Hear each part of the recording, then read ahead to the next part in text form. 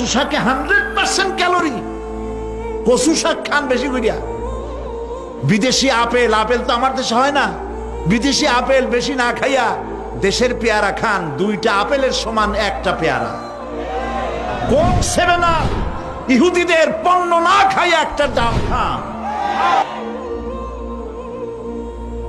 আর বড় সাইজের পাঙ্গাস না খাইয়া চেলা, পুঁটি, মলা, ডলা, কাসকি, আর কি কয় বলেন, কি ময়নাটিয়া, মোল্লা, মৌলানা সাহায্য করেন আমাকে, মোল্লা, মোল্লা, তারপর লোট্টা, জি, এগুলো খান। কি হবে?